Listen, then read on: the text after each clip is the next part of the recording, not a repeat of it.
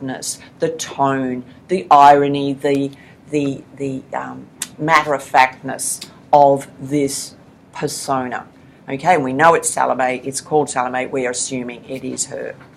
So it says, what did it matter? And then we see good looking, of course, dark hair, rather matted, red beard, several shades lighter, deep lines around the eyes. From pain, I guess, maybe laughter. So then we see flatter, then we see pewter, then we see Peter.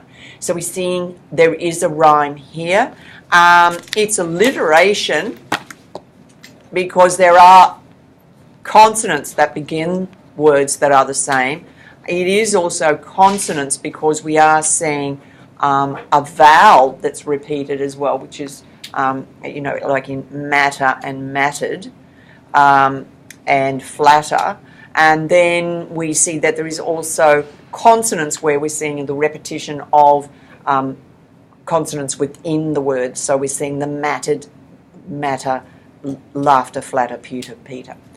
So it's interesting, that first verse, we're sitting up, and it's, even though she can't remember his name, she's quite endearing about him. She says, we go back to the original, and it says, doubtless I'll do it again sooner or later. So there's no remorse. She's done something. Beautiful crimson mouth that obviously knew how to flatter, which I kissed, colder than pewter. It's a corpse. We understand straight away that there is a dead body in her bed. Strange, what was his name? And then she goes on to talk about other names. Simon, Andrew, John. They're all apostles, just as Peter was. So we're seeing here that, is she after the apostles? Is she after everybody who follows Christ? Is she, what's she doing? Is she just sexual, has she got sexual conquests here? Then she turns away and she says, well, I knew I'd feel better. For tea, dry toast, no butter, so rang for the maid. So dismisses this crimson mouth, which I think is a foreboding for blood. So we're getting a sense here that there's something not right. She goes on to talk about her maid, her innocent clatter, her clearing of clutter, her regional patter. Again, we're seeing this same rhyme pattern. It's hard, it's harsh on the ear. Hungover and wrecked as I was from a night on the batter. So we're seeing a use of colloquial language here. And when we see that idea of the batter, there's violence here. So it's also a phrase for, on the terps, on the grog, but it has connotations of violence. And that harsh voice, that street savvy, we place this persona as someone who knows what she's doing. And all of a sudden, you're getting a really cold feeling that things aren't what they should be.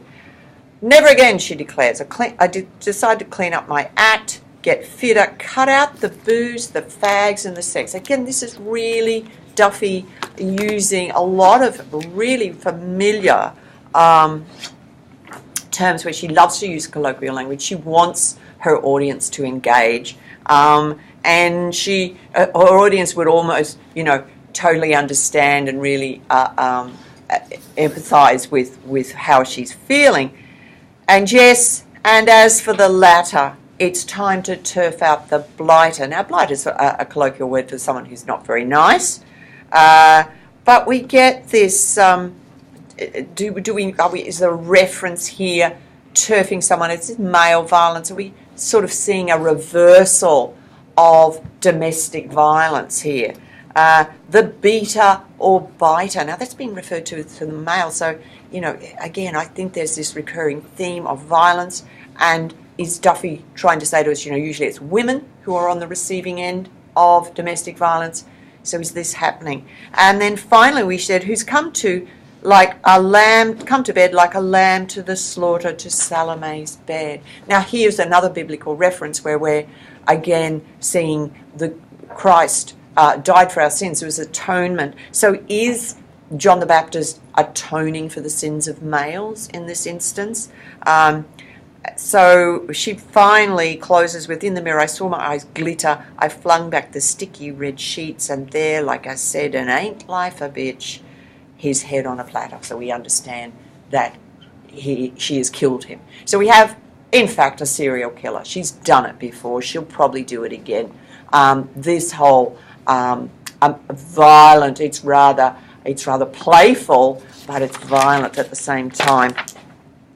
And consequently, we see that there is sex, death, and pleasure bound together in this act. And this works very well for her overarching theme in The World's Wife, that we see women are taking control. It's about power.